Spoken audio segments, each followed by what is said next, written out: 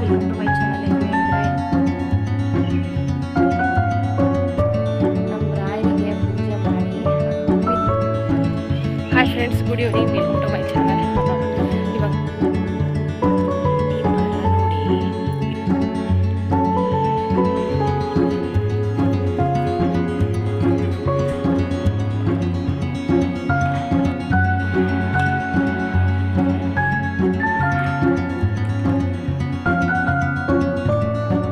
ನಮಸ್ಕಾರ, welcome to my channel. ಎಲ್ಲರೂ ಹೇಗಿದ್ದೀರಾ? ಎಲ್ಲರಿಗೂ ಹೊಸ ವ್ಲಾಗ್ಗೆ ವೆಲ್ಕಮ್ ಮಾಡ್ತಾ ಬರ್ತೀನಿ. ಪುಟಾಣಿ ವ್ಲಾಗನ್ನು ಸ್ಟಾರ್ಟ್ ಮಾಡ್ತಾ ಇದ್ದೀನಿ. ಈ ವ್ಲಾಗ್ ನಿಮಗೆ ಇಷ್ಟ ಆದರೆ ಲೈಕ್ ಮಾಡಿ, ಶೇರ್ ಮಾಡಿ. ಪ್ಲೀಸ್ ನಮ್ಮ ಚಾನಲ್ಗೆ ಯಾರು ಸಬ್ಸ್ಕ್ರೈಬ್ ಆಗಿಲ್ಲ, ಸಬ್ಸ್ಕ್ರೈಬ್ ಮಾಡ್ಕೊಂಡು ಸಪೋರ್ಟ್ ಮಾಡಿ ಅಂತ ಕೇಳ್ಕೊಳ್ತಾ ಇದ್ದೀನಿ. ಇವತ್ತು ಗುರುವಾರ, ಜೊತೆಗೆ ಗುರು ಪುರುಷಾಮೃತ ಯೋಗ ಇದೆ. ಹಾಗಾಗಿ ರಾಯರಿಗೆ ಇವತ್ತಿನ ಸೇವೆ ಆಯಿತು. ಆ ವಿಡಿಯೋ ಯಾವ ಥರ ಪೂಜೆ ಮಾಡಿದೆ ಅಂತ ನೆಕ್ಸ್ಟು ಶೇರ್ ಮಾಡ್ತೀನಿ. ಎಲ್ಲರಿಗೂ ಇವತ್ತಿನ ವಿಡಿಯೋಗೆ ವೆಲ್ಕಮ್ ಮಾಡ್ತಾ ಇವತ್ತಿನ ಈ ಪುಟಾಣಿ ವ್ಲಾಗನ್ನು ಸ್ಟಾರ್ಟ್ ಮಾಡ್ತಾ ಇದ್ದೀನಿ. ಯಾವ ಥರ ಪೂಜೆ ಮಾಡಬೇಕು ಅಂತ ನೆನ್ನೆ ವ್ಲಾಗಲ್ಲೇ ನಾನು ನೆನ್ನೆ ವಿಡಿಯೋದಲ್ಲೇ ಶೇರ್ ಮಾಡಿದ್ದೆ. ಯಾರೆಲ್ಲ ಸೇವೆ ಮಾಡಬೇಕು ಅಂತ ಇದ್ದೀರಾ, ಮಿಸ್ ಇಲ್ಲದೆ ಈ ಸೇವೆಯನ್ನು ಮಾಡಿ ಅಂತ. ಇವಾಗ ಪೂಜೆ ಎಲ್ಲ ಆಯಿತು. ಪೂಜೆ ಯಾವ ಥರ ಆಯಿತು ಅಂತ ಇವಾಗ ಶೇರ್ ಮಾಡ್ತೀನಿ. ನಮ್ಮ ರಾಯರಿಗೆ ಪೂಜೆ ಮಾಡಿ ಹೂವಿನ ಅಲಂಕಾರ ಮಾಡಿ ಅವ್ರನ್ನ ನೋಡೋದೇ ಒಂಥರ ಖುಷಿ ಅಂತ ಹೇಳ್ಬೋದು. ನನಗಂತೂ ಸಿಕ್ಕಾಪಟ್ಟೆ ಇಷ್ಟ ರಾಯರಂತಂದರೆ. ತುಂಬ ಚೆನ್ನಾಗಿ ಕಾಣಿಸ್ತಾ ಇದ್ದಾರೆ ಅಂತ ನನಗನ್ಸುತ್ತೆ. ಇವತ್ತಿನ ಪೂಜೆ ನಿಮಗೆ ಹೇಗೆ ಅನ್ನಿಸ್ತು ಅಂತ ಕಮೆಂಟ್ ಬಾಕ್ಸಲ್ಲಿ ತಿಳಿಸಿ, ಆಯಿತಾ? ರಾಯರಿಗೆ ಮಲ್ಲೆ ಹೂವು ಅಂತಂದರೆ ತುಂಬ ಇಷ್ಟ ಅಂತ ಹೇಳ್ತಾರೆ. ಮಲ್ಲಿಗೆ ಹೂವು, ಮಲ್ಲೆ ಹೂವು ಇಷ್ಟ ಅಂತ. ಹಾಗಾಗಿ ಇವತ್ತು ಮಲ್ಲೆ ಹೂವಲ್ಲಿ ಪೂಜೆ ಮಾಡಿದ್ದೀನಿ. ನನಗಂತೂ ಸಿಕ್ಕಾಪಟ್ಟೆ ಇಷ್ಟ ಆಯಿತು. ಇವತ್ತಿನ ಪೂಜೆ ನನಗಿಷ್ಟ ಆಯಿತು.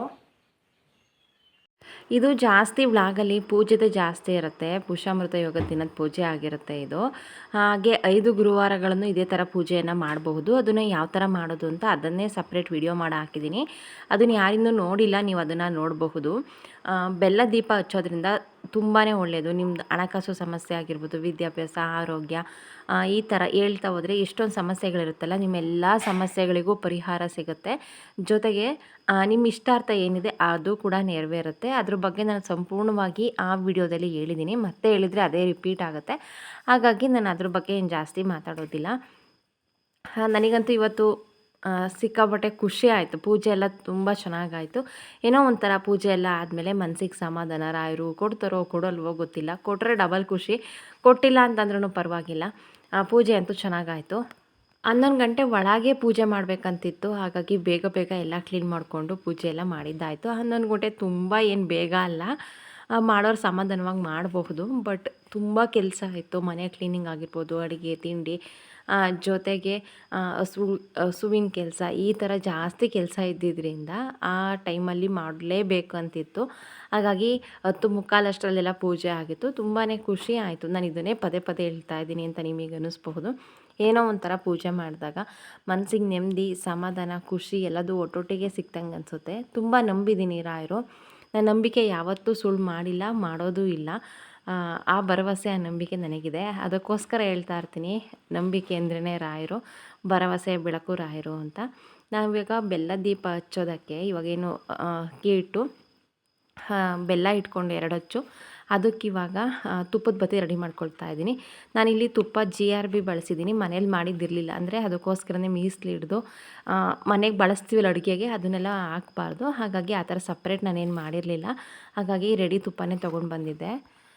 ಒಂದು ಪ್ಲೇಟ್ ಅಕ್ಕಿ ಇಟ್ಕೊಂಡು ಪ್ಲೇಟಲ್ಲಿ 2 ಬೆಲ್ಲದ ಅಚ್ಚು, ಅದಕ್ಕೆ ತುಪ್ಪದ ಬತ್ತಿ ಮಾಡಿಕೊಂಡು 5 ಸಲ ನಾನು ವಿಭೂತಿಯನ್ನು ಇಟ್ಕೊಂಡಿದ್ದೀನಿ, ಗಂಧ ಇಟ್ಕೊಂಡಿದ್ದೀನಿ. ಅರಿಶಿನ ಕುಂಕುಮ ಮನೆ ದೇವರಿಗೆಲ್ಲ ಮಾಡ್ತಾರಲ್ಲ ಅವಾಗ ಇಡಬಹುದು. ಬಟ್ ರಾಯರಿಗೆ ಅರಿಶಿನ ಕುಂಕುಮ ಇಡೋ ಹಾಗಿಲ್ಲ. ಹಾಗಾಗಿ ನಾನು ಅರಿಶಿನ ಕುಂಕುಮ ಏನಿಟ್ಟಿಲ್ಲ, ಬರೀ ನಾನು ಗಂಧದಲ್ಲಿ ಇಟ್ಕೊಂಡು ಹೂವಿಟ್ಟು ಪೂಜೆ ಮಾಡಿ ರಾಯರಿಗೆ ಇವಾಗ ಆರತಿ ಮಾಡ್ತಾಯಿದ್ದೀನಿ.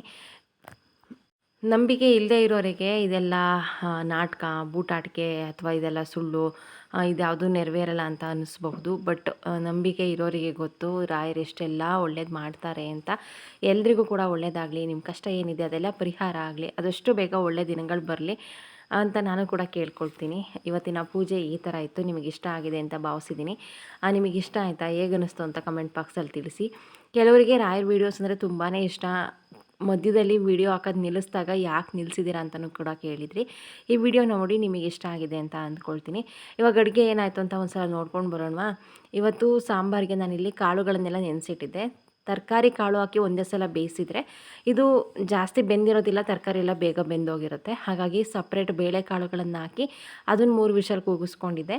ಅದು ಬೆಂದಾದಮೇಲೆ ಇವಾಗ ತರಕಾರಿಗಳನ್ನೆಲ್ಲ ಹಾಕಿ 1 ವಿಷಲ್ ಕೂಗಿಸ್ಕೊಳ್ತಾ ಇದ್ದೀನಿ.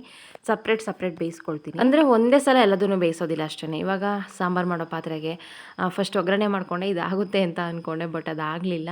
ಸ್ವಲ್ಪ ಸಾಂಬಾರು ಜಾಸ್ತಿ ಆಯಿತು. ಹಾಗಾಗಿ ಅದನ್ನು ಬೇರೆ ತಪ್ಪಲೆಗೆ ಶಿಫ್ಟ್ ಮಾಡಿಕೊಂಡು ಮಸಾಲೆಯನ್ನು ರುಬ್ಬಿ ಹಾಕಿ ಸಾಂಬಾರು ಕುದಿಸ್ಕೊಂಡೆ. ಸಾಂಬಾರು ಟೇಸ್ಟ್ ತುಂಬ ಚೆನ್ನಾಗಿರುತ್ತೆ.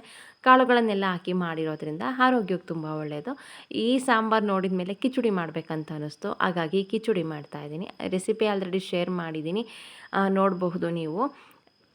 ಒಗ್ಗರಣೆಗೆ ಕಿಚಡಿ ಮಾಡೋದಕ್ಕೆ ಸ್ವಲ್ಪ ಎಣ್ಣೆ ಜಾಸ್ತಿ ಇದ್ದರೆ ಚೆನ್ನಾಗಿರುತ್ತೆ. ಸಾಸಿವೆ, ಜೀರಿಗೆ, ಒಣಮೆಣಸಿನ್ಕಾಯಿ, ಬೆಳ್ಳುಳ್ಳಿ, ಕರಿಬೇವಿನ ಸೊಪ್ಪು ಹಾಕ್ಕೊಂಡು ಒಗ್ಗರಣೆ ಮಾಡ್ಕೊಳ್ಳೋದು. ಬೇಕಾದರೆ ಸ್ವಲ್ಪ ಕಡಲೆಬೇಳೆ ಹಾಕಿರ್ಬೋದು, ಚೆನ್ನಾಗಿರುತ್ತೆ. ನಾನು ಹಾಕಿರ್ತೀನಿ. ಒಗ್ಗರಣೆ ಆದಮೇಲೆ ಅದಕ್ಕೆ ನೀರು ಹಾಕೋದು.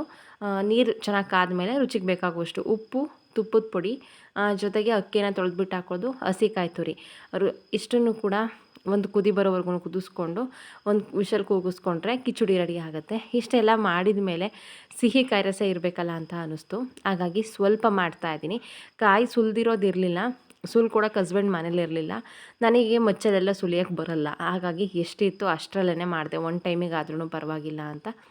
ಬೆಲ್ಲದ ಕಾಯಿ ರಸ ತುಂಬ ಚೆನ್ನಾಗಿರುತ್ತೆ. ಎಳ್ಳು, ಕಡಲೆ, ಕಾಯಿ ಎಲ್ಲ ಹಾಕಿ ಮಾಡಿರ್ತೀವಲ್ಲ. ಹಾಗಾಗಿ ಅಡುಗೆ ಕೂಡ ರೆಡಿ ಆಯಿತು. ಹಪ್ಪಳ ಸುಟ್ಟರೆ ಮುಗೀತು. ಉಪ್ಪಿನಕಾಯಿ, ಮೊಸರು, ಕಿಚಡಿ, ಸಾಂಬಾರು, ಮುದ್ದೆ, ಕಾಯಿ ರಸ. ಈ ಕಡೆ ಸಾಂಬಾರು ಕೂಡ ಕುದೀತಾ ಇದೆ, ರೆಡಿ ಆಗ್ತಾ ಇದೆ. ತುಂಬ ಚೆನ್ನಾಗಿತ್ತು ಊಟ ಮಾತ್ರ. ಊಟ ಎಲ್ಲ ಮುಗಿಸ್ಕೊಂಡು ಇವಾಗ ತೋಟಕ್ಕೆ ಹೋಗ್ತಾ ಇದ್ದೀನಿ. ಈ ಮರ ನೋಡಿ ಎಷ್ಟು ಹಳಸ್ನಂಬಿಟ್ಟಿದೆ. ಇನ್ನು ಸಣ್ಣ ಮರ, ತೀರ ಏನು ದೊಡ್ಡದಲ್ಲ. ಅದರಲ್ಲಿ ಆಲ್ಮೋಸ್ಟ್ 70% ಹಣ್ಣುಗಳನ್ನು ಕೆಳಗೇ ಬಿಟ್ಟಿದೆ. ಅಂದರೆ ನಿಂತ್ಕೊಂಡು ಕೈಯಲ್ಲೇ ಕಿತ್ಕೊಳ್ಬೋದು, ಅಷ್ಟು ಕೆಳಗೆ ಬಿಟ್ಟಿದೆ. ಇನ್ನು ಸ್ವಲ್ಪ ಮಾತ್ರ ಮೇಲಿರೋದು. ಎಷ್ಟು ಚೆನ್ನಾಗಿಬಿಟ್ಟಿದೆ ಅಲ್ವಾ. Hi friends, good evening, welcome to my channel.